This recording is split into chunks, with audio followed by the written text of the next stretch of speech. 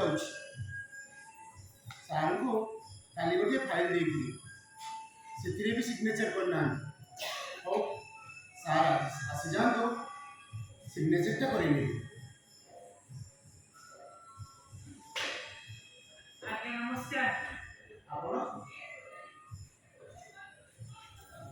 कथा कौन कि मुझे पाख वृद्धाश्रम आसती आम वृद्धाश्रम वार्षिक उत्सव होची तो तारी पांडव बाबू पाखु किसी छान मागिक आसती पांडव बाबू अच्छा हो तेरे मु किसी समय बसी अपेक्षा करूची आपण टिके बसी जा तो थकी गई रास्ता रे आसु आसु बहुत सुनी पांडव बाबू ना केते गरीब गुरुआ असहाय मनीष समस्त को केते साहाय्य से करंती ए अन्याय दुर्नीति समाज रे पांडव बाबू ही तो भगवान सदृश जने भला मनीष पांडव बाबू कथा कहले तो सरीबनी आउ मु टिके व्यस्त थी आसुची पांडव बाबू कहले मु आसीली बोली किछि चांदा हो कि मु परे आसी पुनी नै जी और ठीक है तमरे भगवान मंगल करंतो तमरे भगवान मंगल करंतो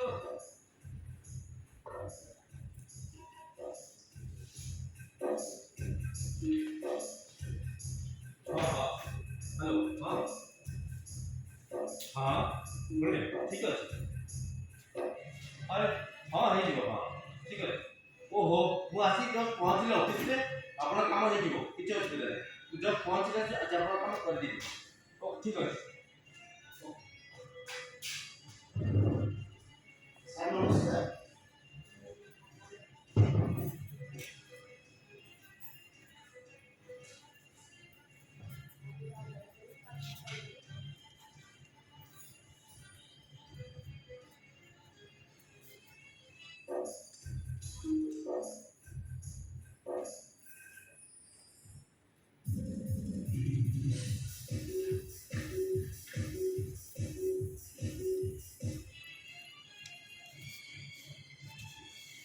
सर हाँ कथा कौन कि काली जो आपन को फाइल टा देथि हाँ सेति रे मते आपन सिग्नेचर करना भूल जाइछो हाँ क्या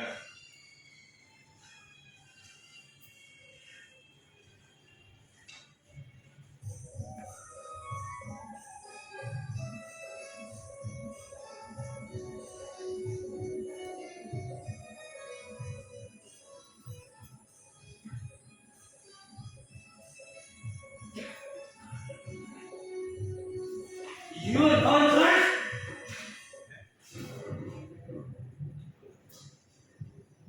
তুমি মଣିষ না পথর বারম্বার কহিলা পরে ମୋ କଥା ଟିକେ ବି କାନ ଶୁଣୁନ ଆଉ ବୁଝ ଉତ୍ତର ପ୍ରତି এটা ବେଖାତିର କରୁଛ ହଁ କରୁନ କି ନାହିଁ କରୁନ ସହଜ ବୋଲେ ମୁଁ ପାରିବିନି ସାର୍ ପାରିବନି କାହିଁକି ପାରିବନି ଏ ପୃଥିବୀଟାକୁ ମୁଣ୍ଡରେ ମୁଣ୍ଡେଇ ଆଉ କାନ୍ଧରେ କାନ୍ଧେଇ ତମକୁ ବୁଲିବା ପାଇଁ ତମକୁ କହୁନି ମାତ୍ର 25 ଲକ୍ଷ ଟଙ୍କାର କଥା ଆମ କମ୍ପାନୀରେ ବାହାରିଥିବା 5ଟି ପୋଷ୍ଟ ପାଇଁ 5 ଲକ୍ଷ ହିସାବରେ 25 ଲକ୍ଷ ଟଙ୍କା ବାସ୍ ତମେ ଧରିବ ଆଉ ସମୟ ସୁଯୋଗ ଦେଖି ମତେ ହ୍ୟାଣ୍ଡଓଭର କରିବ ସେଇ ତ ଅସୁବିଧା ସାର୍ ବାହାରେ ଗଣ୍ଡା ଗଣ୍ଡା ମିଳିଆ ଭିତରେ ସିସିଟିଭି ହଁ ସାର୍ ଏଇ କାନ୍ଥ ବାଡ଼ିର ବି କାମ ଅଛି ସାର୍ ଆଉ ଆପଣ ଆଉ କଣ ବୁଝୁନ ସୁରମ ବାବୁ ମୁଁ ଏକାରେ ହିଁ ନାହିଁ ଯେତେ ମନ୍ତ୍ରୀ ନେତା ଅଫିସର ଅଛନ୍ତି ଏଥିରେ ସମସ୍ତଙ୍କର ଭାଗ ଅଛି ତମ କଥାଟା ବୁଝ ଆମେ ହେଲୁ କମ୍ପାନୀର ବିଶ୍ୱସ୍ତ ଚାକିରିଆ ଆଉ ତମେ ହେଲ ଠିକା କର୍ମଚାରୀ ଆଉ ଏଇ ଯୋଉ ବିଜନେସ୍ ବାଲା 24 ଘଣ୍ଟା ଆମ ପଛରେ ପଡୁଛନ୍ତି ଆମ କମ୍ପାନୀ କହି କିନ୍ତୁ ସାର୍ ଆମେ ହେଲୁ କମ୍ପାନୀ ଏମ୍ପ୍ଲୟି। ଚାକିରି ଚାଲିଗଲେ ଭିକ ମାଗିବା ଛଡ଼ା ଆମ ପାଖେ ଅନ୍ୟ ଉପାୟ ନାହିଁ ସାର୍। ସେ କାହାଣୀ ଶୁଣିବା ପାଇଁ ଆଉ ସମୟ ନାହିଁ। ଏବେ ମୁଁ ତମ କମ୍ପାନୀ କି ଲେଖିଦେବି ଯେ ତମେ ଠିକ୍ ସମୟରେ ଅଫିସ ଆସୁନ କି ଠିକ୍ ଭାବେ କାମ କରୁନ ଆଉ ଉଚ୍ଚସ୍ଥ ଅଫିସରକୁ ମୁହଁରେ ଜବାବ ଦେଉଛ। ସାର୍ ପ୍ଲିଜ୍ ପ୍ଲିଜ୍ ସାର୍ ଆପଣ ସେମିତି କରନ୍ତୁନି। ତା ନହେଲେ ମୋର ମରିଯିବା ଛଡ଼ା ଅନ୍ୟ ଉପାୟ ନାହିଁ ସାର୍।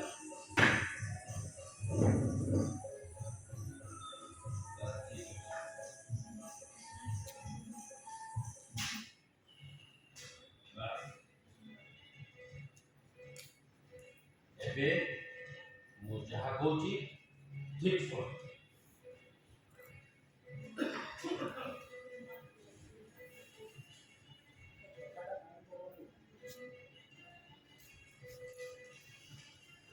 ଏଇ ନିଅ, ଇଏ ହେଉଛି 5 ଜଣଙ୍କ ଲିଷ୍ଟ।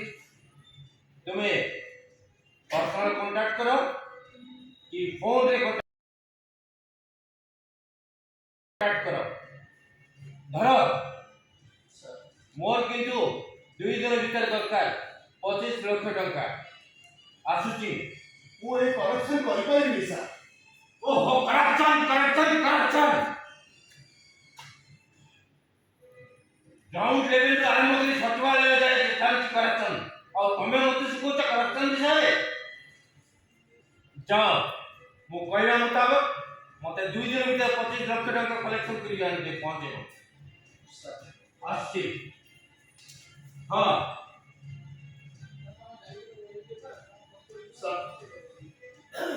একথা যেମିତି মনে ରଖିବ ତମ ଆଉ ମୋ ଛଡ଼ା ତୃତୀୟ ଲୋକ ଯେମିତି ନ ଜାଣିବ। Mind sir sir sir sir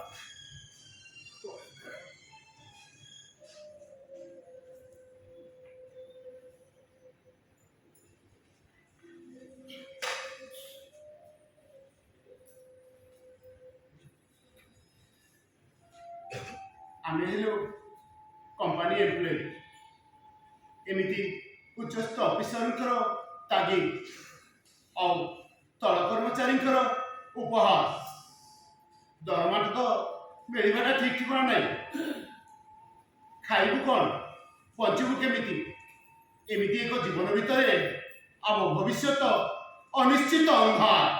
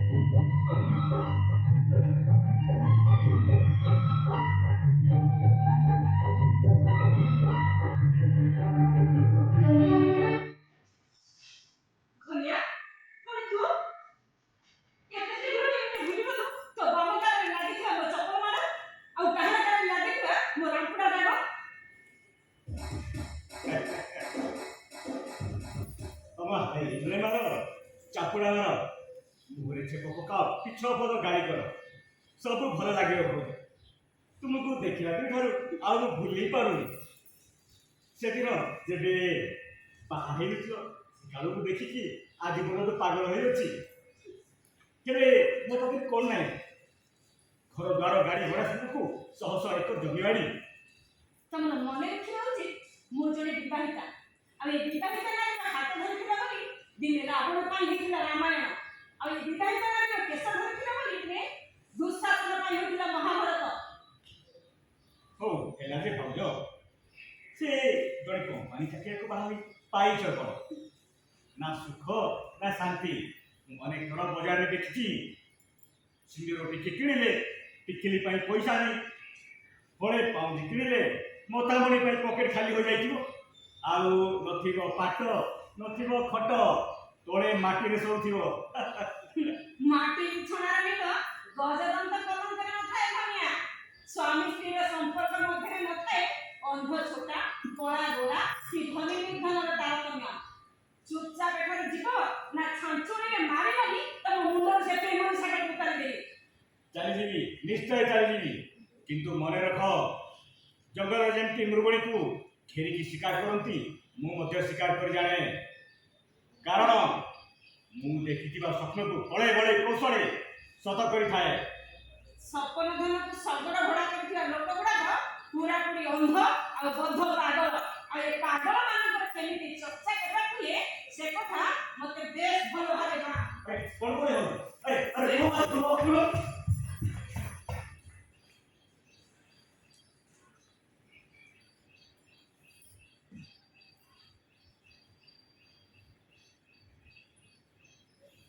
Babula ବାପା ମାସେ ହେଲାଣି ଅଫିସରୁ ଫେରିନାହାନ୍ତି। ଏ ଟଙ୍କା ପଇସା ବିନା ବେରୋଜଗାର ସଂସାର ଚଳିବା ବଡ଼ କଷ୍ଟକର।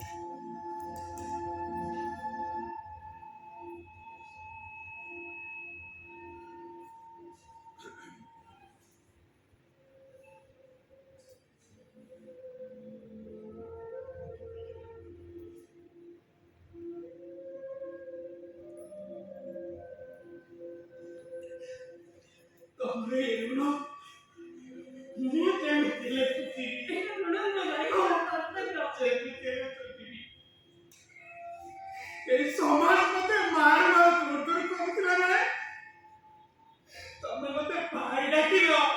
ମୁଁ ତମର ଋଣ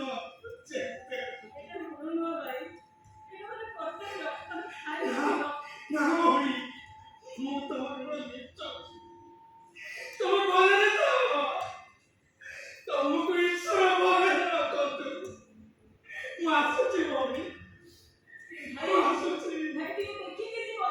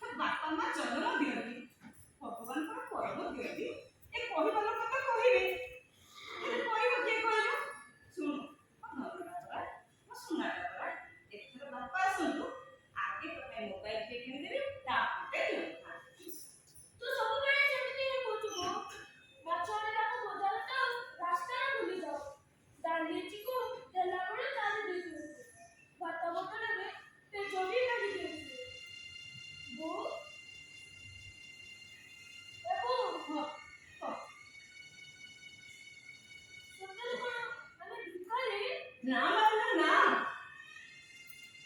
ଆରେ ବାପାଙ୍କର କମ୍ପାନୀ ଚାକିରି, ଦରମାର ଠିକ୍ ଠିକଣା ନଥାଏ।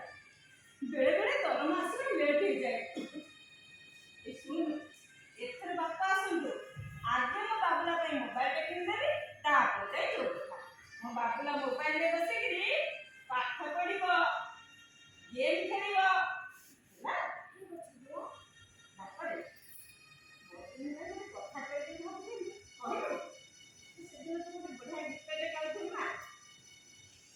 ସେ ଯୋଉ ଗୀତଟା, ମନେ ପଡ଼ିଲା? ମୁଁ ସେଇଠି ବସୁଛି, ଗୀତଟା ଶୁଣିଦେ। ଆଁ?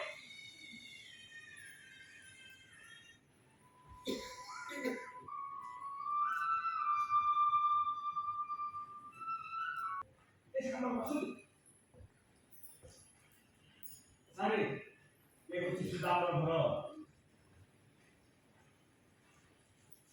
ଆଉ ଏ ହେଉଛନ୍ତି ସୁଦାମ ସ୍ତ୍ରୀ। ଆଉ ଏ ତାଙ୍କ ପୁଅ ବାବୁଲା। କ'ଣ କିଛି ଅସୁବିଧା ହେଇଛି କି ଘରେ? ହଠାତ୍ ପୋଲିସ ଧରି ଆମ ଘରେ? ওই পুলিশ বাবু ଆଉ ଆପଣ? এস মানে ମୁଁ ହେଲି ଶ୍ୟାମ ସୁନ୍ଦର ସ୍ୱାଇଁ। ମୋତେ ସମସ୍ତେ ଡାକନ୍ତି ଟ୍ରିପଲ୍ ଏସ୍ ବାବୁ। ଏଇ ପାଠଟା ନା ପାଠଟା କହିଲେ ହେଡ୍ କନଷ୍ଟେବଳ। ଆଉ ମୋ ଡ୍ୟୁଟି ହେଲା ଚୋରକୁ ଆଣି ଥାନା ହାଜତରେ ଭରି ମାରି ମାରି ମାରି ତାକୁ ପିଠି ଫଟେଇବା। ଦରମା ମାନେ 30,000 କୁ କୁକୁରି 30,000 ହେଲେ କ'ଣ ହବ? ମୋର ସବୁଠି ନିୟମ।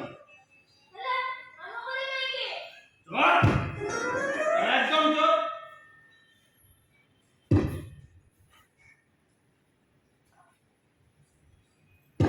এই পুলিশକୁ କେବେ ପ୍ରଶ୍ନ ନାହିଁ କି କୋର୍ଟ ନ୍ୟାୟକୁ କେବେ ଜବାବ ନାହିଁ। ଆମର ଯାହା ଇଚ୍ଛା ତାହା କରୁ। ଯୁଆଡ଼େ ଇଚ୍ଛା ଆମେ ସିଆଡ଼େ ଯିବୁ, ଯୁଆଡ଼େ ଇଚ୍ଛା ଆମେ ସିଆଡ଼େ ଆସିବୁ। ଓହୋ ସାରେ, କ'ଣ କରୁଛୁ ଆପଣ? ସିଧା ସିଧା କହୁନାହାନ୍ତି, ଯାହା କହିବାର ଅଛି। ଲୋକ ବୁଝିଲା ଭଳି କହିବାର ଅଛି ନା। ଆପଣ କହିବେ ନା ମୁଁ କହିବି? ଖୋଲି କରି କୁହନ୍ତୁ, କ'ଣ କିଛି ଅସୁବିଧା ହେଇଛି କି ଘରେ? ନ କହିଲେ ଆମେ ବୁଝିବୁ କେମିତି? ମୋ ସ୍ୱାମୀ ସୁହାଗ ସିନ୍ଦୁର ମୋ ପତିଦେବ ସୁଦାମ ବାବୁ କମ୍ପାନୀ ଚାକିରି କରେଇଦେବା ନାଁରେ 5 ଜଣଙ୍କ ଠାରୁ 5 ଲକ୍ଷ ଟଙ୍କା ମାନେ ସମୁଦାୟ 25 ଲକ୍ଷ ଟଙ୍କା ଦେଇ ଅବଶ୍ୟ ତାଙ୍କର ଚାକିରିଟା ଆଉ ନାହିଁ, ପୁରାପୁରି ଲୋକଟା ଖୋଜା ଚାଲିଛି। ଯୋଉଠି ପାଇଲେ ତାକୁ ପୋଲିସ ଧରିବ। ଘରେ ଯଦି ଅଛି କୁହନ୍ତୁ, ନବୁ ଆଣି ଯଦି ଟଙ୍କାଟା ଯଦି ଲୁଚେଇଛି ଥାନାକୁ ଧରିକି। ଆରେ ମାନେ କ'ଣ ଭାବୁଛ? ଟଙ୍କା ନେଇଛି ପିଲାଙ୍କୁ ଠାରୁ, ଚାକିରି ଦେଇନି। ଆଉ ଏ ପିଲାମାନେ ଗାଁ ଦାଣ୍ଡରେ ଖଣ୍ଡା ଭୁଜାଇ ଧରି ଖୋଜି ବୁଲୁଛନ୍ତି, ଯୋଉଠି ପାଇବ ହାଣି ନେବେ। ଆରେ ମୋତେ ଭୟ ଲାଗିଲାଣି। ଆଉ ଏ ପୁଲିସ ବାବୁ ଜେଲର ଚେଲରେ ପୁରେଇ ରୋଜ ଚଲେଇବାକୁ। ନା, ତମେ ମିଛ କହୁଛ। ମୋତେ ଲାଗୁଛି ତମେ ତାଙ୍କ ମିଛ ଜାଲରେ ଫସେଇବାକୁ ଚେଷ୍ଟା କରୁଛ।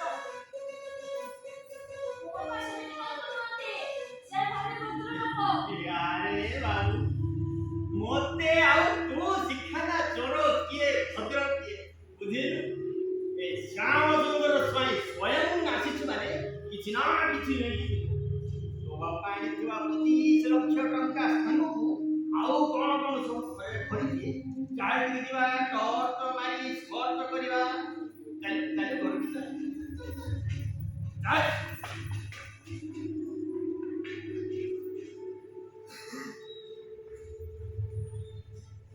ବୁଝ, ଆଉ ଚିନ୍ତା କ'ଣ କରୁଛନ୍ତି? ଏଇ ପୋଲିସ ବାଲା ଆଉ ଗାଁ କଥା ଶୁଣିବେନି, ନିଜ ମନରେ ଯାହା ଆସିବ ତାହା କରିବେ। ଆଉ ଓକିଲ ପାଖକୁ ଗଲେ ମାସ ପଳେଇ ଗଲେ। ହେଲେ ଆମ ଖରାରେ ଟିକେ ଆସ, ବସିବା, କଥାବାର୍ତ୍ତା କରିବା। ଆଉ ଭାଇଙ୍କ କେସ୍ ଯେମିତି ହେବ ସେ ବିଷୟରେ ବ୍ୟବସ୍ଥା କରିବା। ମୋତେ କାହିଁ ତମ ଉପରେ ସନ୍ଦେହ ଲାଗୁଛି ଭନିଆ। ବାବୁଲା ବାବୁ ଏମିତି କାମ କେବେ ବି କରିପାରିବେ ନାହିଁ। ବରଂ ପଣସ ଟବେ ଖାଇ ଅଠା ଉଞ୍ଚ ତମ ଭାଇଙ୍କ ମୁଣ୍ଡରେ। ମୁଁ ତମକୁ ଥାନାକୁ ନେଇକି ଯିବି।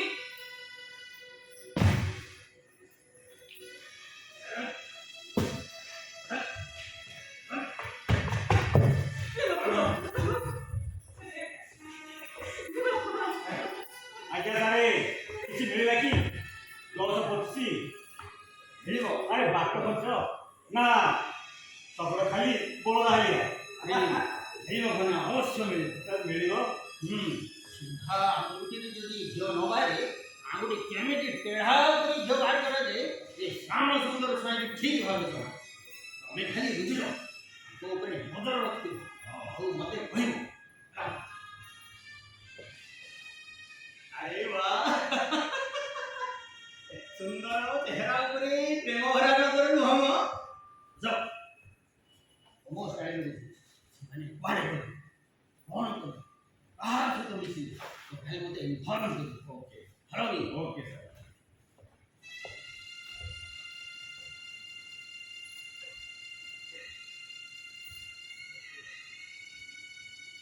ଭାରି ବଢ଼ିଆ ୟାଡ଼େ ହେଇଛି ତୋ ପାଇଁ ଭାରି ବଢ଼ିଆ ହବ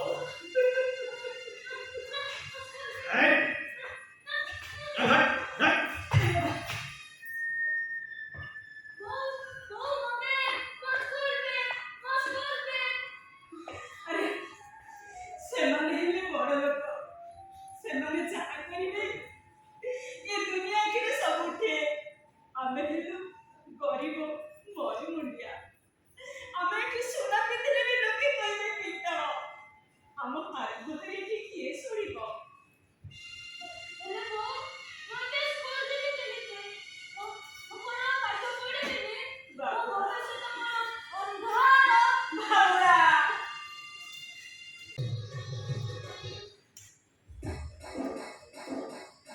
ଅନ୍ଧାର ଏଠି ଚାରିଆଡେ ଖାଲି କିଟି କିଟା ଅନ୍ଧାର ସକାଳେ ଯାଇଥିବା ମଣିଷଟା ଏଠି ସନ୍ଧ୍ୟାବେଳେ ଘରକୁ ଫେରି ପାରେ ନା ଝିଅ ବୋହୂ ଏଣେ ବନ୍ଧ ଡେଇଁଲେ ଆଗକୁ ଖାଲି ମାୟା କୁହୁଡିର ଅନ୍ଧାର କାରଣ ଏଠି ଅବିଶ୍ୱାସୀ ଦୁଇ ଗୋଡିଆ ମଣିଷ ସେଇମାନଙ୍କର ଇଜ୍ଜତକୁ ସେଇ ଅନ୍ଧାରରେ କରନ୍ତି ନିଲାମ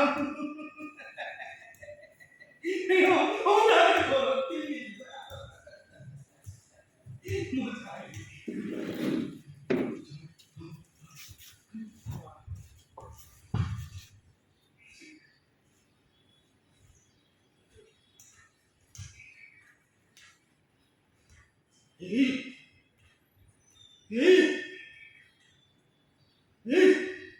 अरे उठ अरे मुंडा कुछ भरा अरे उठ ना ना ये आउट की ना ना उठ हे ओके परा ए अंधार देई आलोक को खोजिबा को पड़िबो ओते आहुरी आगो को जिबा को पड़िबो हां तोते आगो को जिबा को पड़िबो तोते उठिबा को पड़िबो ए समाजରୁ ଅନ୍ଧାରକୁ ଦୂର କରିବାକୁ ପଡ଼ିବ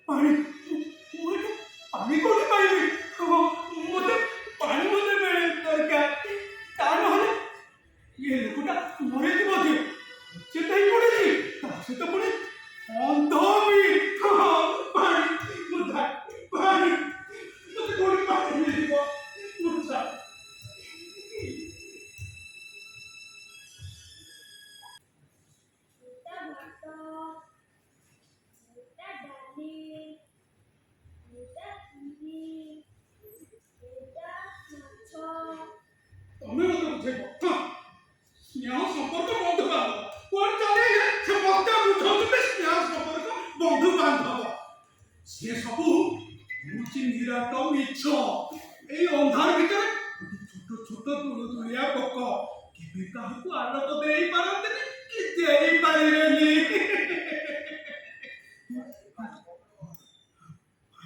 পানি মতে পানি এটি কোটি মিলিব পানি পানি পানি এই বাবু মতে পানি তো সে অত্যন্ত পড়েছিল লোকটা পাই মতে পানি দিয়ে দিও তাহলে সে অন্ধ লোকটা মরে যাবে বাবু মতে পানি দিয়ে দে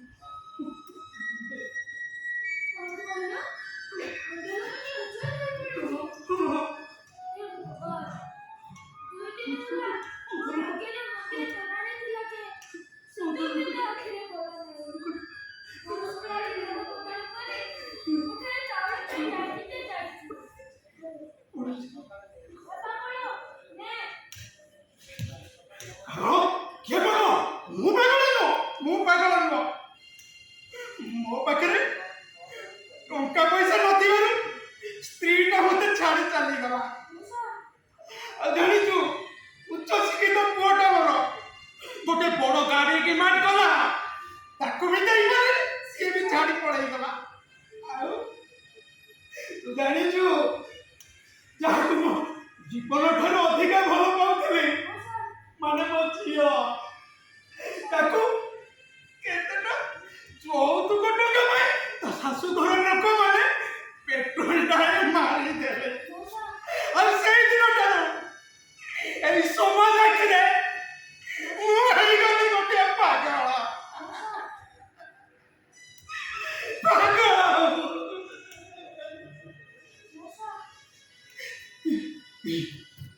ଛାଡ଼ ଛାଡ଼ ତ ସେସବୁ କଥା। ଦେଲୁ ଦେଲୁ ମତେ ପାଣି ବନ୍ଦେଇ ଦେଲୁ, ତାହେଲେ ସେ ଅଚେତ ହେଇ ପଡ଼ିଥିବା ମଣିଷଟା ମରିଯିବ, ସେ ଅন্ধ ଲୋକଟା ମରିଯିବ। ଦେ ଦେ ଦେ ଦେ ଦେ ଦେ କହୁଛି, ଦେ ଦେ।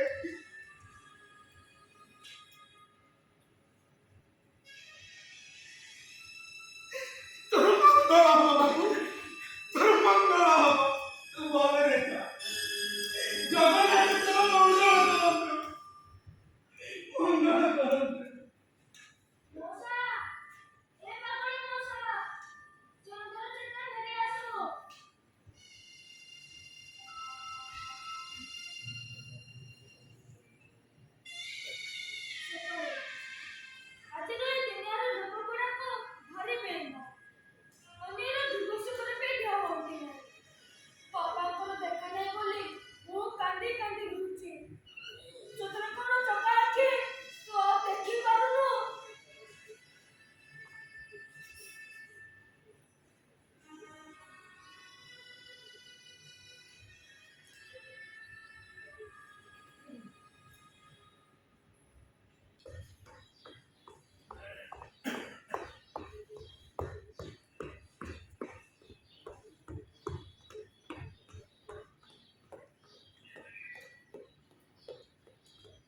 ସାର୍ ନମସ୍କାର।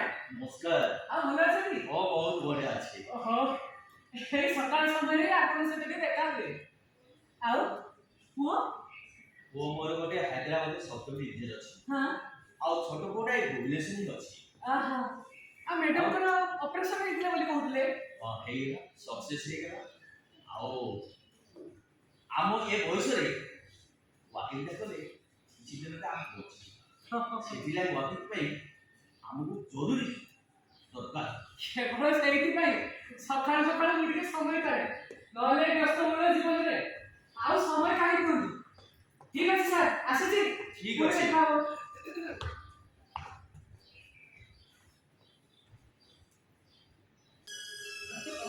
ହଁ। ଧୀରେ ଧୀରେ। ଆଉ ବାବୁ, ହଁ। ଧୀରେ ଧୀରେ ଧୀରେ। ହଁ ହଁ।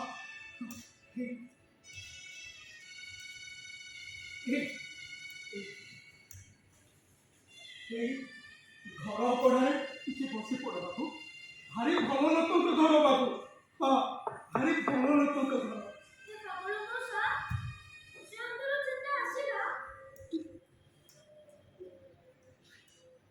ଏ ତ ମୋ ବାବୁଲାର ସ୍ୱର ଭଳି ଲାଗୁଛି। ତାମାନେ ଏ କ'ଣ ମୋ ବାବୁଲା?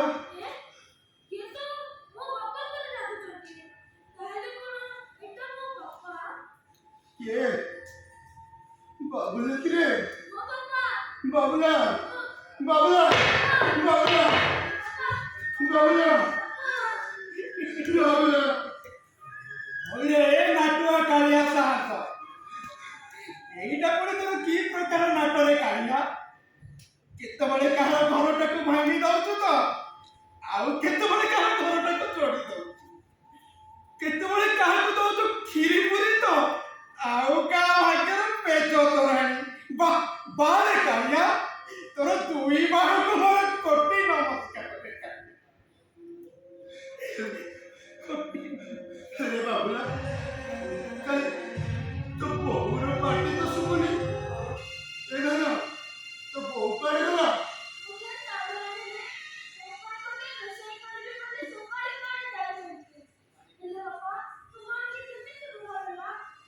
ସବୁ କହିବି ରେ, ସବୁ କହିବି। ହଁ ଶୁଣ, ତୋ ବୋଉ ଆସିଯାଉ, ମୁଁ ତତେ ସବୁ କହିବି। କିଏ କହିଲା ଏଇଟା ଗୋଟିଏ ନାଟକ? ଆଜିର ଏ ବାସ୍ତବ ସମାଜରେ ଏଇଟା ହଉଛି ଚିରନ୍ତନ ସତ୍ୟ।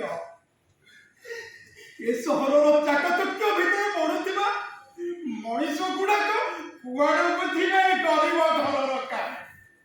ଏଠି ତ ଭୋଟ ସରିଗଲେ ନେତା ପାଶୁରି ଯାନ୍ତି ଏଇ ଜନତାଙ୍କ କଥା, ଆଉ ଆମ କଥା ବା କିଏ ପଚାରେ? ମୁଁ ଯାଏ କୋଉଠି ମୁଠେ ଭାତ ଖୋଜେ, କୋଉଠି ବାବୁଲା ବୋଉ ଏ ବାବୁଲା ବୋଉ ସରିତା, ବାବୁଲା ବାପା ତମେ ଆସିଯାଇଛ ସରିତା। ବାବୁଲା ବାପା ସରିତା, ସରିତା, ବାବୁଲା ବାପା ତମେ କଣ ମତେ ଦେଖିପାରୁନ ବାବୁଲା ବାପା? ନା ସରିତା ନା, ତମ ଏ ସୁଦାମା ଆଖିରେ ତା ପୁଅ ବାବୁଲା ଆଉ ତା ସ୍ତ୍ରୀ ସରିତା ଆଉ ଏ ସୁନ୍ଦର ପୃଥିବୀ ସବୁଦିନ ପାଇଁ ହେଇଯାଇଛି ଅନ୍ଧା।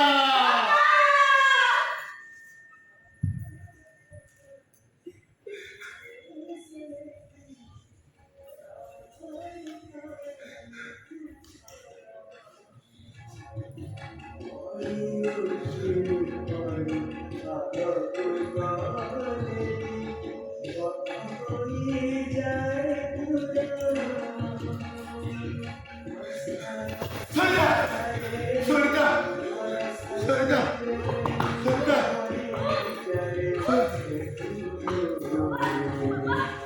সরিতা,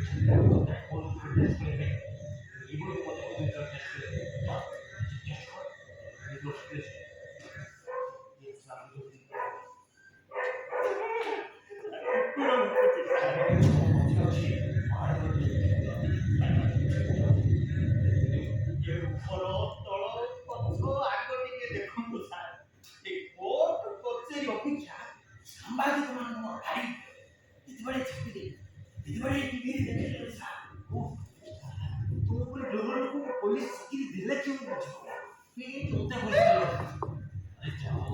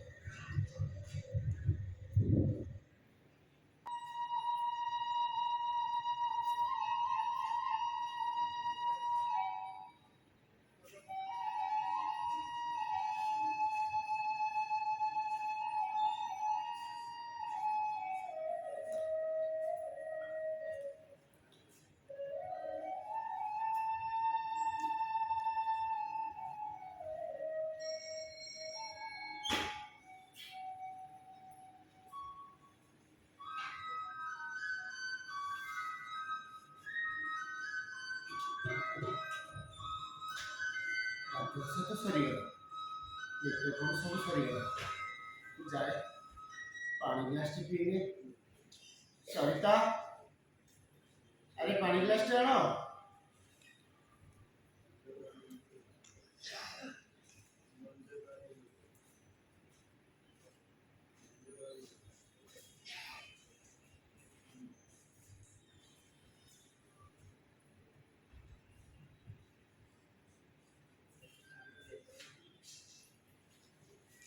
କୋଉଠି କୋଉ ଜାଗାରେ ଗ୍ଲାସଟା ରଖିଦଉଛ ତାହା ବି ଜଣା ପଡୁନି। ସରିତା, ଆରେ ପାଣି ଗ୍ଲାସଟା ଆଣ। ଓ ଭଗବାନ, ଶେଷରେ ସବୁ କାମ ଅନ୍ୟ ଉପରେ ନିର୍ଭର କରିବାକୁ ପଡୁଛି।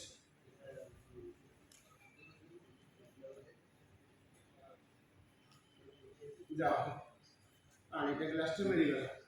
ଯାଏ ପିଇନିଏ। এই নিয়া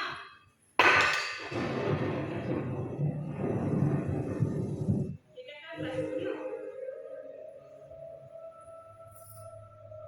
এটা কার গ্লাস বাবলা কার গ্লাস আনিছিল না কোন ଆରେ ତମେ କୋଉଠି କୋଉଠି କୋଉ ଗ୍ଲାସ କୋଉଠି କେତେବେଳେ ରଖିଦଉଛ ତାହା ବି ଜାଣିପାରୁନ। ହଉ ହଉ, ମତେ ପାଣି ଟିକେ ପିଇବାକୁ ଦିଅ।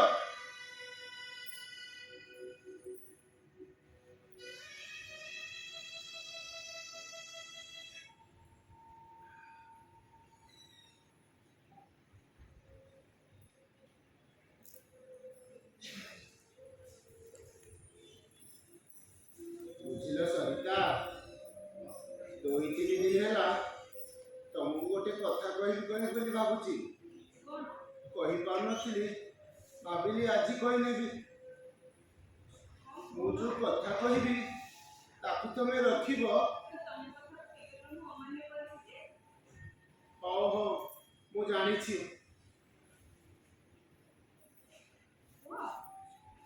ବୁଝିଲ ସରିତା, ଆମେ ସିନା ଗୋଟେ ଓଳି ଖାଇ ଆର ଗୋଟେ ଓଳିକୁ ଉପାସ ରହିଯାଉଛି, ହେଲେ ତମେ କେବେ ସେଇ ବାବୁଲା କଥା ଚିନ୍ତା କରିଛ? ସେ କଣ ଖାଇବ, କେମିତି ରହିବ?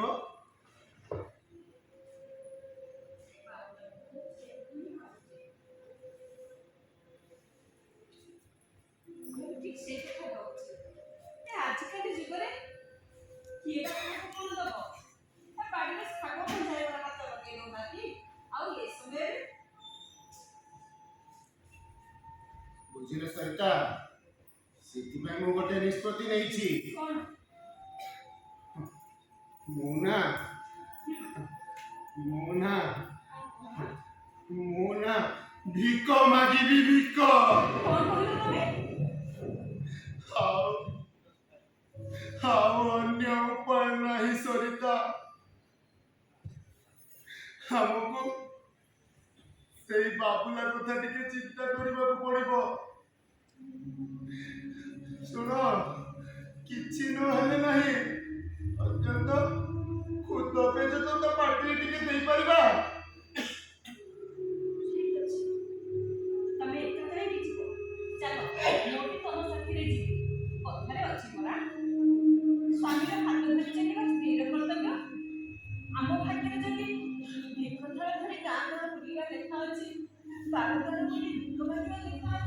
ସରିତା କାହିଁକି ଦୋଷ ଦେବା? ଚାଲ ମୁଁ ବି ତମ ସାଥିରେ ଯିବି। ଶୁଣ ଶୁଣ ଘରେ ମଜ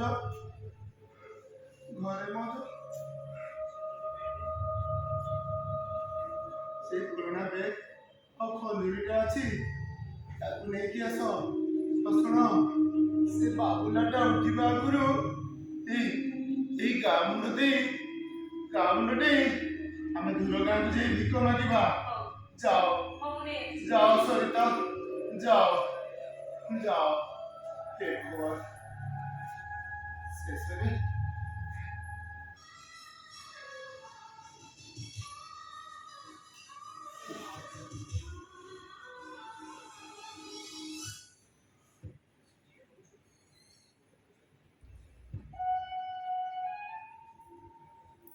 ଆରେ ଆଣିଲ ଆରେ ଶୀଘ୍ର ନେଇ ଆସ। ବାପା କିଏ ବାବୁଲା କିରେ? ବାପା କେବଳ କଣ ମୁଁ ଭୋକରେ ରହୁଛି ତମେ କଣ ଖାଇଦେଉଛ? ଚାଲ ବାପା ମୋତେ ତମ ସାଙ୍ଗରେ ଭିକ୍ଷା ମାଗିବି। ବାବୁଲା ନା ଏ ବାପା, ଏ ଡହଡହ ଖରା ତାତିରେ ଏ ଗାଁର କଞ୍ଚା ରାସ୍ତାରେ ଭୋକ ପେଟରେ ଚାଲି ପାରିଲେ ଚାଲିବୁ କେମିତି ବାପା? ଚାଲୁ ତୋ ପାଦରେ କଣ୍ଟା ଫୁଟିଯାଏ, ତତେ କିଏ କାହିଁ ଧରିବ ରେ ବାପା? ଯାନା ବାପା, ଯାନା। ତୁମ ତ ବିନା ବାବୁ ବାପାର ଘର ଯିବୁ ସାଇ ବୋଲି ଭିକ ମାଗି ସନ୍ଧ୍ୟା ପୂର୍ବରୁ ଫେରି ଆସିବି। ନା ତୁ ଥାଉ ନା ଚାଲ ବାପା। ନା ସରିତା ଆରେ ପିଲାଟା ଯେବେ ଯେତେବେଳେ ଯିବି ବୋଲି ଜିଦ୍ କରୁଛି ତମେ କାହିଁକି ମନା କରୁଛ? ହଉ ତମେ ଘରେ ଥାଅ ବାବୁଲାର ମୋର ଯାଇ ଭିକ ମାଗି ଆଣୁଛ।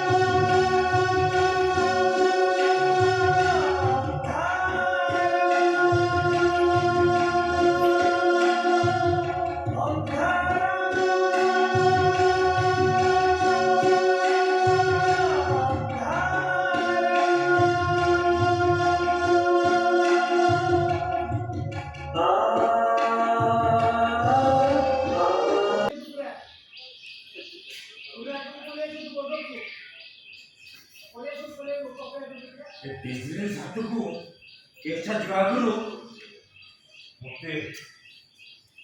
ମୋତେ ସେ ସୁଦାମକୁ ରାସ୍ତାରେ ହଟେଇବାକୁ ପଡ଼ିବ।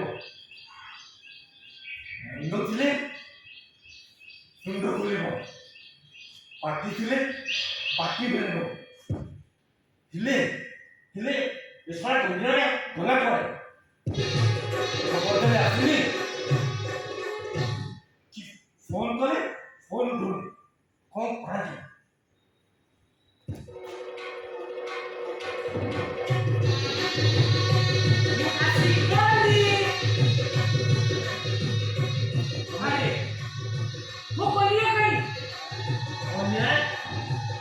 अरे वो तो कन्या को पूछी तुम बोलो कन्या को पूछी तो की हे भगवान 50 वर्ष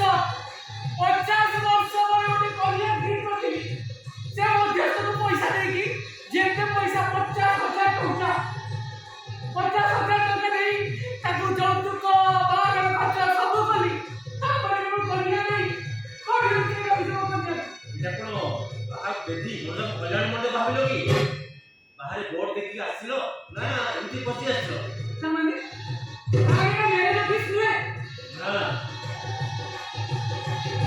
ए बाबू तुम्हारे सामने एक भाई ଅଛି यार ये तो बता जियो ठीक करके दिया नहीं बड़ो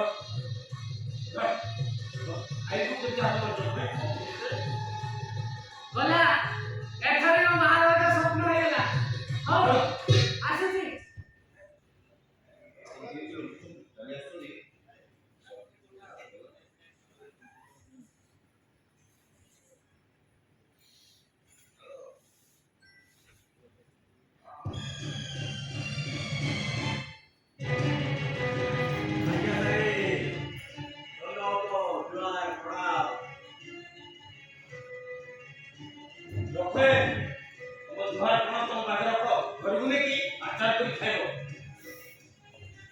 କିହ କଣ ହେଲା ସେ କାମ କେତେ ଦୂର ଗଲା ଟଙ୍କା ନେଲା ବେଳେ ତ ପୁରା ରକ୍ତ ଏମିତି ଗଣିକି ନେଇ ଯାଉଥିଲ ଆଉ ଏବେ କାମ କଲା ବେଳକୁ ଲୁଚି ବୁଲୁଛ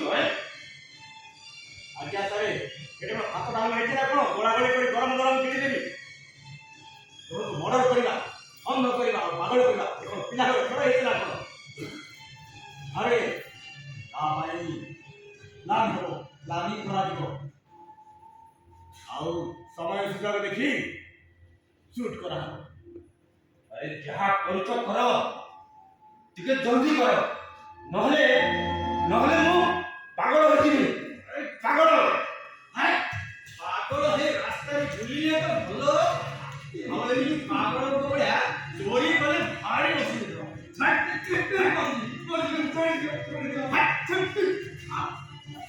ଦେଖନ୍ତୁ ଏ ପାଗଳ ଦେଖିଲେ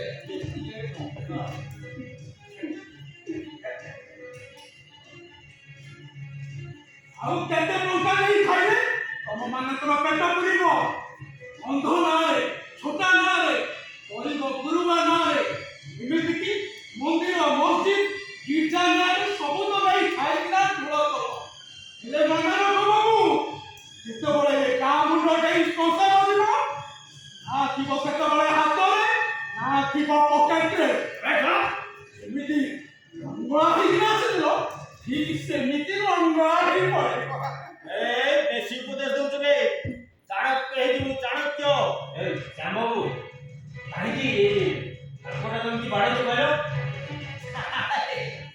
କୁଣ୍ଡେଇ ହଉଥିବା ମାଙ୍କଡ ନମାଲେ ଆପଣ ଗର୍ଜନ କରୁଥିବା ବାଘ ଭାଲୁ ମାରିଥାନ୍ତି ସାରେ ଆପଣ ହେଲେ ବଡ଼ ବଢିଆ ବିଡ଼ା ବିଡ଼ା ହେଲେ ବି ଆପଣଙ୍କୁ ନିଅନ୍ତୁ ଆଉ ଆମ ପକେଟ ତ ଛାର ଏମିତିକା ପାଗଳକୁ ମାରି ଆମେ ଆମର ପକେଟ ଧରୁ ଆରେ ସାର ଗୋଟେ ଅନ୍ଧଟାକୁ ତ ଧରି ପାରୁନାହାନ୍ତି ଏଠି ରକ୍ତ ଚାଉଳ କଣ ହବ ପୁଛାରେ ପାଗଳଟା ଧରି ବାବୁ ଏ ପାଗଳର ଆଗରେ କେହି ନାହିଁ କି ପଛରେ କେହି ନାହିଁ ଅତୀତ ନାହିଁ କି ଭବିଷ୍ୟତ ନାହିଁ ଇଏ ହଉଛି କାଠର କଣ୍ଢେଇ ପାରୁଛ ସେଇମାନଙ୍କୁ ଧର ଯୋଉମାନେ ଜାତି ନାଁରେ ଧର୍ମ ନାଁରେ ଭାଷା ନାଁରେ ଏ ଦେଶଟାକୁ ଭାଙ୍ଗୁଛନ୍ତି ପ୍ରତ୍ୟେକଟି ମନରେ ବିଷ ମନ୍ଦି ବୁଣୁଛନ୍ତି ଆଉ ଏଠି ସ୍ୱାର୍ଥ ପାଇଁ ଷଡ଼ଯନ୍ତ୍ର ରଚୁଛନ୍ତି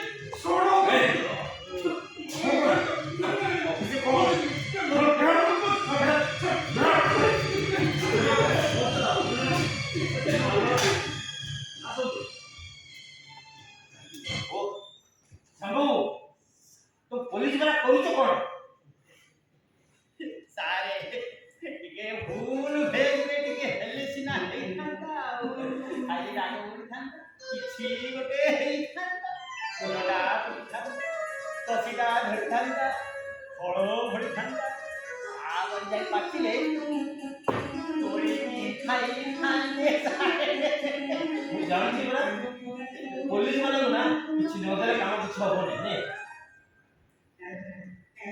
ହଉ ନିଅ କିନ୍ତୁ ଶୁଣ କାମ କିନ୍ତୁ ପଜିଟିଭ ହବା ଦରକାର ଆଜ୍ଞା ସାରେ କାଲି ସକାଳୁ ଏ ସୁଧା ଆମର ଘର ମୁହଁରେ ସାମ୍ବାଦିକ ମାନେ ଭିଡ଼ କରି ପଚାରୁଥିବେ କି ମାନେ କାହିଁକି ମାଗିଲା ଏହାର ମୃତ୍ୟୁ ପଛରେ କାହାର ହାତ ଆଉ ଘରେ ଆପଣଙ୍କୁ 100ରୁ 100 ଗ୍ୟାରେଣ୍ଟି ଦେଉଛି ସାର୍ କାଲି ସକାଳୁ ସୁଧା ଆମର ଘର ସଂସାର ଭିତରେ ଘଟିଯିବ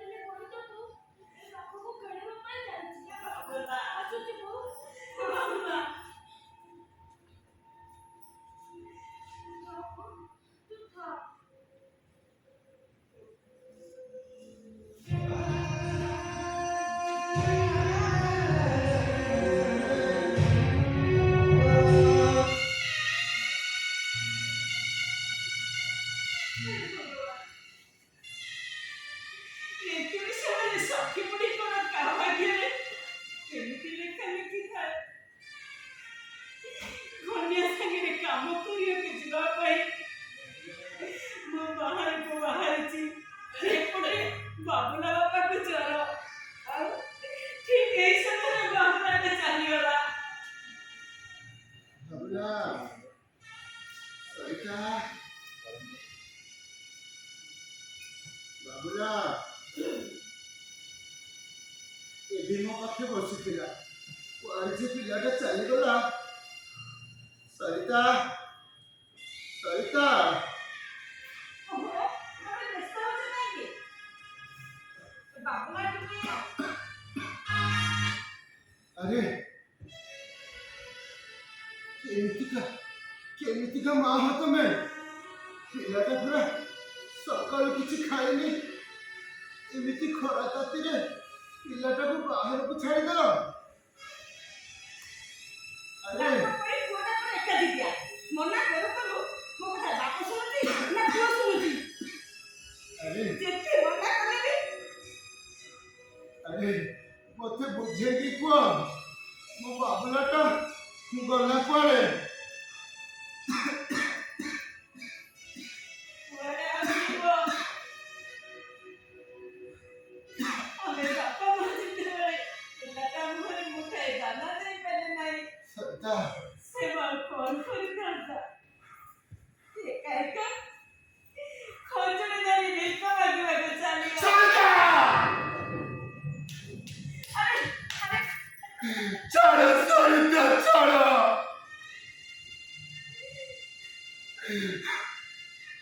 ମୁଁ ବାପା ନୁହେଁ ସରିତା, ମୁଁ ଜଣେ କଂସେଇ। ମୋ ପିଲାଟାକୁ ଠିକରେ ଖାଇବାକୁ ବି ଦେଇପାରୁନି। ଏମିତିକା ବାପା ମରିଯିବା ଦରକାର, ମରିଯିବା ଦରକାର। ଆରେ ଦିଦି ସେମିତି କୁହନି। ତମର ପୁରା ଦେହ ହାତ ନାହିଁ। ଚାଲ ଶୋଇବ ଚାଲ। ବାବୁଲା କହୁଥିଲା ଭିକ ମାଗି ଆଣିବେ, ତମ ପାଇଁ ସେଇ ଟଙ୍କାରେ ଔଷଧ ଆଣିବ। ଚାଲ ଶୋଇବ ଚାଲ। ଆରେ ଚାଲ।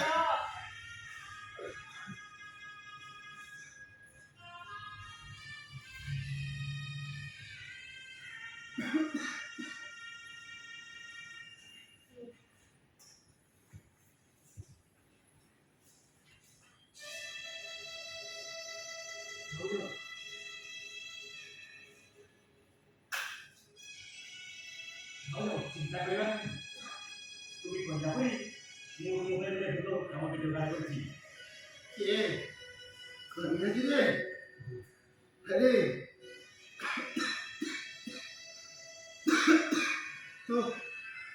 ତୁ କାହା ପାଇଁ କାମ ଯୋଗାଡ଼ କରୁଛୁ?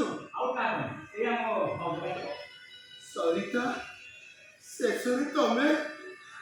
କଣ କରିଥା? ଯେପଟେ ତୋର ଦେହ ଭଲ ନାହିଁ, ଘରେ ମୁଠାଏ ବି ଦାନା ନାହିଁ। ଶେଷରେ ବାବୁଲାଟାକୁ ଭିକ ମାଗିବାକୁ ପଠେଇଦେଲି।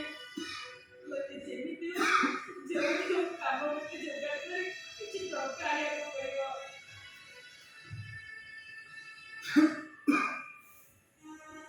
ସେଥିପାଇଁ ଲୋଭରେ ଆସିକି ଆଜି ବାହାରକୁ ବାହାରିଛି। ଭାଉଜ ସମୟ ହେଲାଣି, ବସ୍ ପଳେଇ ଆସିବ, ଟିକେ ଶୀଘ୍ର ବାହାରନ୍ତୁ।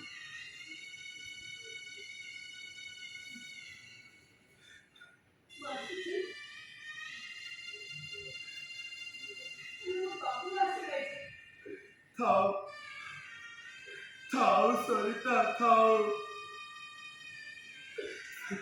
ତମକୁ ଆଉ ସେ ବାବୁଲା କଥା ଚିନ୍ତା କରିବାକୁ ପଡ଼ିବନି। ତମେ ଗୋଟେ କାମ କର ସରିତା, ଆମ ବାପା ପୁଅ ଦୁଇ ଜଣଙ୍କୁ ବିଷ ଟିକେ ଆଣିଦିଅ, ବିଷ। ଆରେ ତମେ ବୁଝୁଛ କାହିଁକି? ଏମିତି ପିଲାକୁ ଭଳି ଅବୁଝା ହେଲେ ହବ? ଏମିତି କଣ ସବୁ ସମସ୍ୟାର ସମାଧାନ ହେଇଯିବ? ଏଇ ଶୁଣ, ଏ ଧନିଆ କହୁଥିଲା କିଛି ଟଙ୍କା ଯୋଗାଡ଼ ଦେବେ, ତମ ଆଖି ଅପରେସନ ପାଇଁ ଭଲ ହେଇଯିବ।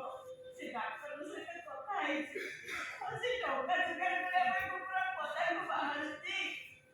ଟିକେ ବୁଝିବାକୁ ଚେଷ୍ଟା କର।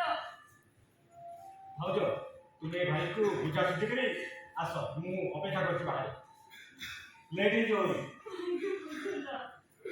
ବୁଝିଲ ସରିତା, ଏ ଦୁନିଆଟା ଜମା ଭଲ ନୁହେଁ ସରିତା।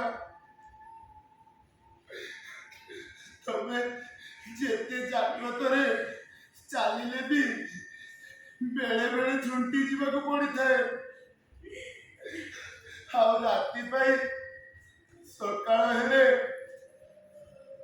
ଆସିନଥାଏ ଆଲୋକ, ଆସିଥାଏ କେବଳ ଅନ୍ଧାର ଅନ୍ଧାର। ଅନ୍ଧାର ଭିତରେ ପାଚ ବିଚାରି ଆମକୁ ଚାଲିବାକୁ ଆସୁଛି।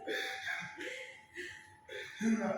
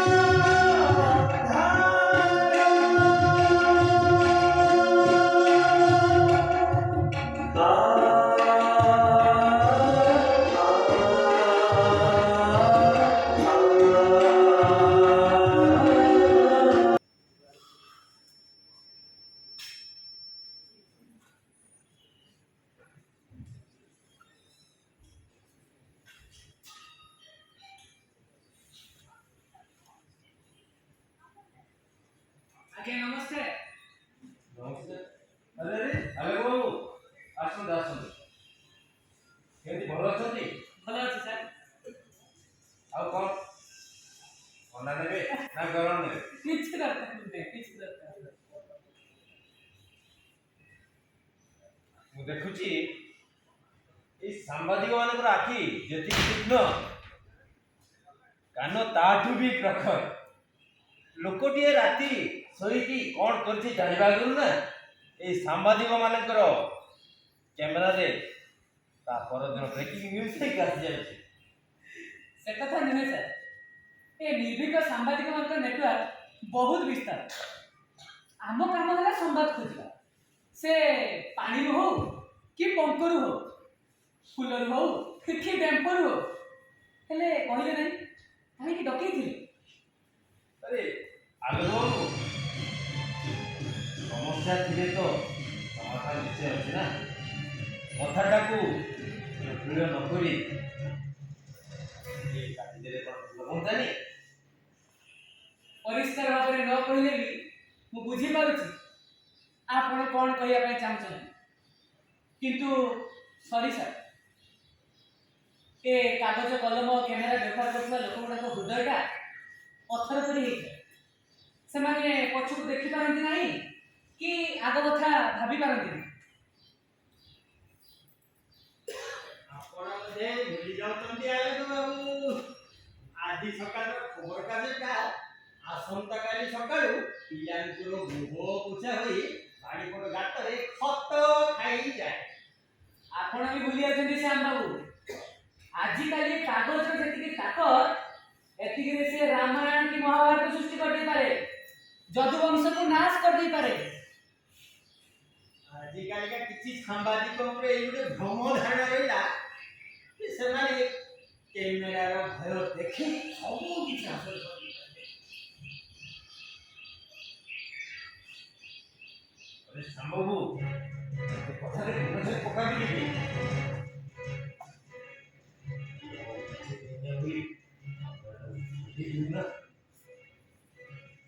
ମୁଁ କିଛି ନବାକୁ ଆସି ନାହିଁ ସାର୍, କେବଳ ଆପଣଙ୍କୁ ଚେତେଇ ଦେବା ପାଇଁ ଆସିଛି।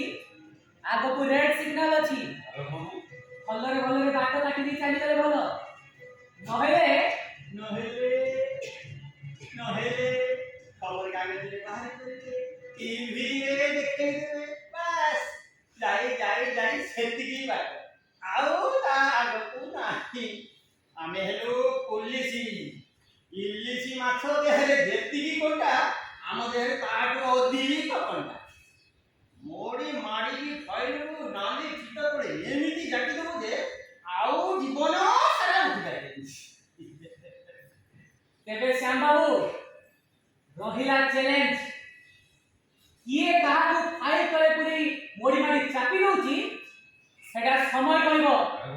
ଆସୁଛି। ଆରେ ବାବୁ ଆରେ ବାବୁ ଆରେ ବାବୁ ଓହୋ ସାମ୍ବାବୁ ତୁ କିଛି ଭଲ କରନି।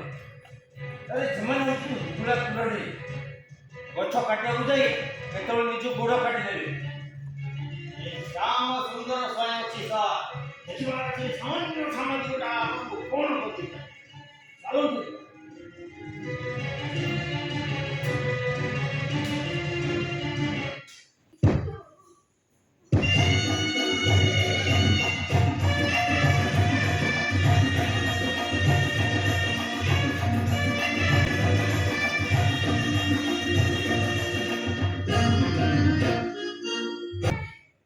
ଗୋଟେ ଚାଉଳ ଦିଅ, ଗୋଟେ ଭାତ ଦିଅ। କେତେଦିନ ହେଲା ପେଟରେ ଭାତ ପଡୁନାହିଁ।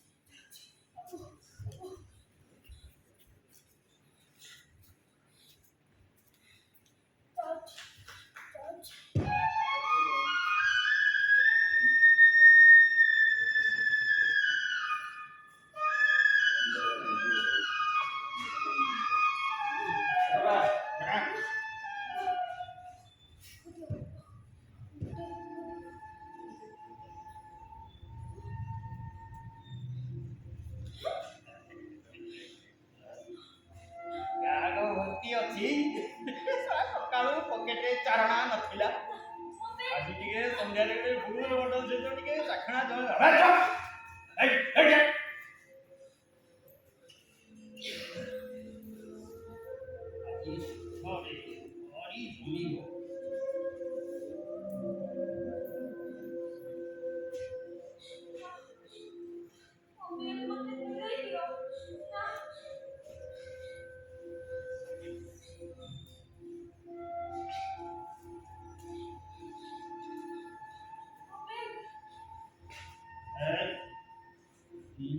ପିଲା ଗୁଡାକୁ ବୁଲି ବୁଲି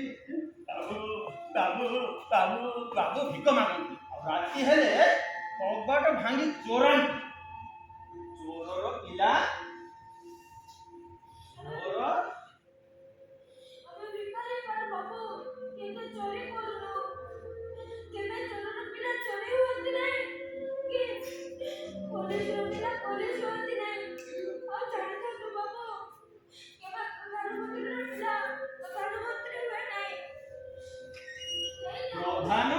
ଭାଷଣ ମାରୁଛୁ ମାରେ ଆଜି ତୋତେ ଉପର ଗଲା ଦେଖିବି।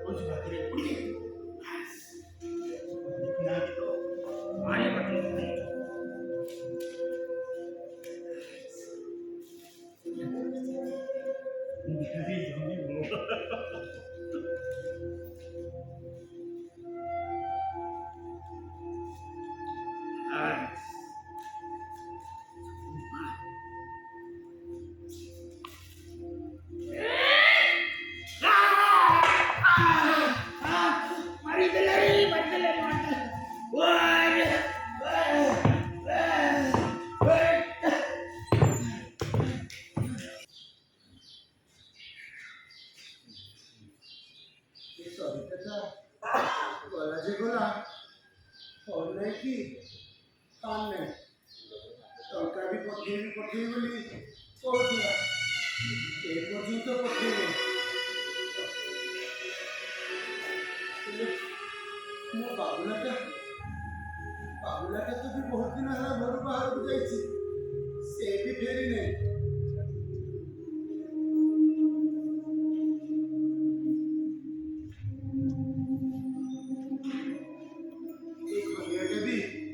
ଆଗ ଭଳି ଆମ ଘର ଆଡ଼େ ଆଉ ଆସୁନି ନା ଯାଏ ପିଲାଟା କୋଉଠି ଅଛି କଣ କରୁଛି ଯାଇ ଖୋଜେ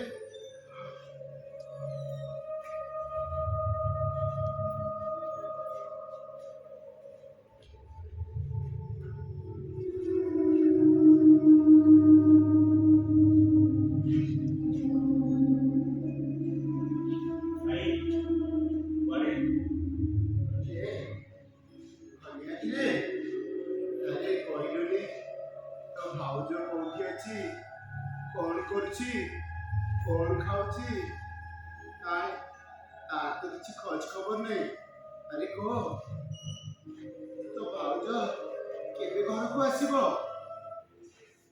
ଭାଉଜ ଆଉ ଆସିବେନି ଧନିଆ ତୁ ଏ କଣ କହୁଛୁ ଭାଉଜ ଘରକୁ ଫେରିବ ନାହିଁ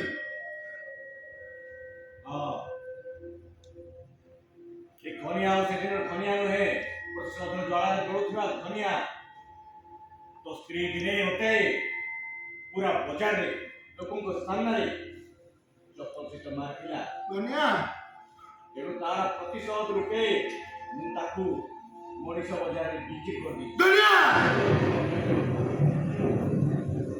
କଣ କହିଲୁ ତୁମ ସରିତାକୁ ବିକ୍ରି କରିଦେଇଛୁ ନା ତତେ ଆଜି ମୁଁ ଜୀବନରେ ମାରିବି ତତେ ଆଜି ମୁଁ ଜୀବନରେ ମାରିବି ଆରେ ତୁ କଣ ମତେ ମାରିବୁ ମୁଁ ତତେ ଆଜି ମାରିଦେବି ଜୀବନରେ ମାରିଦେବି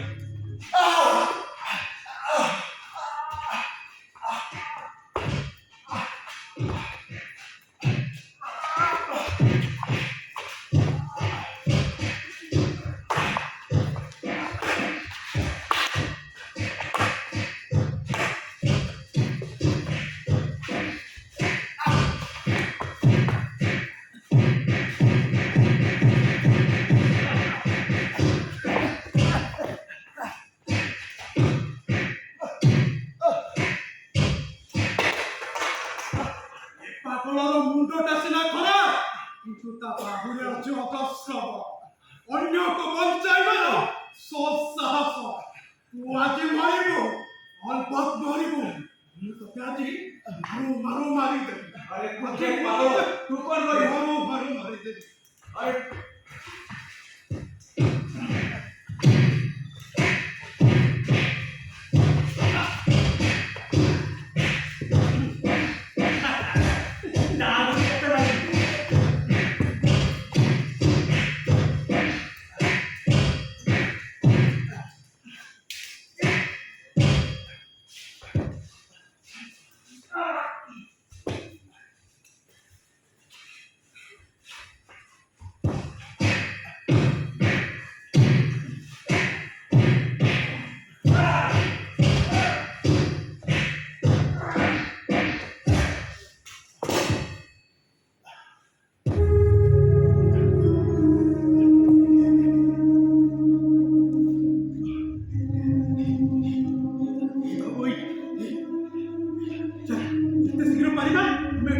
ଯିବା ତା ନହେଲେ ପିଲାମାନେ ଏଠୁ ପଳେଇ ଆସିବେ ହଁ ଆମର ଅନିଷ୍ଟ କରି ପକେଇବେ ଚାଲ ବାବୁ ଚାଲ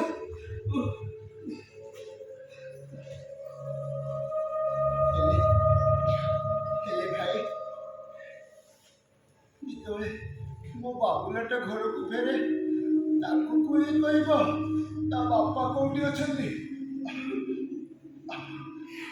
ବଡ଼ ଦାଣ୍ଡର ବଡ଼ ଦେଉଳର ବଡ଼ ସିଂହାସନ ଉପରେ ବସିଛି ବଡ଼ ଠାକୁର ସିଏ କହିବ ପୁରୁଷ ଭାତରେ ଦ୍ରୌପଦୀକୁ ଅବନାଗରୀ ବନସ୍ତରେ ମୃଗୁଣୀକୁ ଆଉ ଅଥଳ ଅଥଳ ଜଳ ଭିତରେ ଗଜରାଜକୁ ଯିଏ ବଞ୍ଚିବାର ରାହା ଦେଖାଇଥିଲା ସିଏ ହିଁ ରାହା ଦେଖାଇବ ଚାଲ ଆମେ ଯେତେ ଶୀଘ୍ର ପାରିବା ଆମେ ଏଠୁ ପଳେଇ ଯିବା ସେଇ ବଡ଼ ଦାଣ୍ଡକୁ ସେଇ ବଡ଼ ଦାଣ୍ଡରେ ରହି ଗୁହାରି କରି ପଚାରିବା ওরে এই গাড়িয়া ଆଉ କେତେ ଦିନ ଏମିତି ଏ ସଂସାରରେ ଲାଗି ରହିଥିବ ଅନ୍ଧାର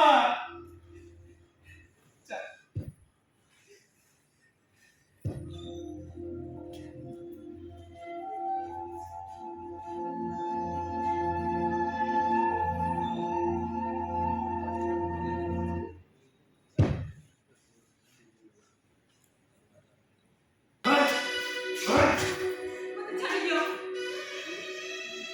ତୁମ ଭଳି ପାପୀର କୌଣସି କଥାରେ ମୁଁ ରାଜି ନୁହେଁ ଜୀବନକୁ ମୋର ତିଳେ ମାତ୍ର ଲୋଭ ନାହିଁ କାରଣ ଜୀବନ ଚିରସ୍ଥାୟୀ ଆଜି ଅଛି କାଲି ନଥିବ କେବଳ ମୁଁ ଏତିକି ଜାଣିବାକୁ ଚାହେଁ ମୋ ସ୍ୱାମୀ ତମର ଶତ୍ରୁ କାହିଁକି ତୋ ସ୍ୱାମୀ ବଞ୍ଚି ରହିଲେ ମୋର କୋଟି କୋଟି ଟଙ୍କାର ବଦନାମ ହେଇଯିବ ମୋର ଯୋଉ ରାଜ୍ୟ କାରବାରରେ ତୋ ସ୍ୱାମୀ ସୁଦାମ ହିଁ ଏକମାତ୍ର ସାକ୍ଷୀ ଅଛି ତାକୁ ମାରିବା ପାଇଁ ଯେତେ ଚେଷ୍ଟା କଲି ସେ ମରିପାରିଲା ଅଧସିନା ହେଇଗଲା ହେଲେ ମରିପାରିଲା ଏବେ କିନ୍ତୁ ସେ ମରିବ ତାମାନେ ମୋ ସ୍ୱାମୀ କୌଣସି ଦୋଷ କରିନାହାନ୍ତି ଆଉ ଆପଣ ତାକୁ ମିଥ୍ୟା ବେଶରେ ବସେଇ ତାଙ୍କ ଜୀବନ ନେବାକୁ ଚେଷ୍ଟା କରୁଛନ୍ତି ହଁ ଏବେ ଦୋଷୀ ସିଏ ହବ ଦୋଷୀ ହେଲେ ତ ମୁଁ ହେବି ନିର୍ଦ୍ଦୋଷ କେବଳ ଗୋଟେ ଫୋନ କଲ୍ ଅପେକ୍ଷା ନା ନା ସେମିତି କରନ୍ତୁ ନାହିଁ ଦୟାକରି ସେମିତି କରନ୍ତୁ ନାହିଁ ଗୋଟିଏ ସର୍ତ୍ତ ଅଛି ସେଇ ସର୍ତ୍ତ ହେଲା ତୁ ନାଚିବୁ ତୁ ମୋ ସାମ୍ନାରେ ନାଚିବୁ ଅଲବତ ନାଚିବୁ ତାହେଲେ ଯାଇ ତୋ ସ୍ୱାମୀ ଆଉ ତୋ ପୁଅର ଜୀବନ ରକ୍ଷା କରିପାରିବ ନାଚିବା ଅଭ୍ୟାସ ନଥାଇ ମଧ୍ୟ ମୁଁ ଆଜି ନାଚିବି କିନ୍ତୁ ନାରୀକୁ ଅବଳା ଦୁର୍ବଳା ମନେ କରିବାର ମାନସିକତା ତମ ମୁଣ୍ଡରୁ କାଢି ଦିଅ ପାଣ୍ଡବ ପ୍ରଧାନ ନାରୀ ତା ଜନ୍ମରୁ ବହୁରୂପୀ ଏଣ୍ଡୁ ପରି ରୂପ ପରିବର୍ତ୍ତନ କରିପାରେ ମୁଁ ତମର ଅସଲ ଚେହେରାକୁ ପଦାରେ ପକେଇଦେବି ପାଣ୍ଡବ ପ୍ରଧାନ ତୁ ପାରିବୁନି ସରିତା ତୁ ପାରିବୁନି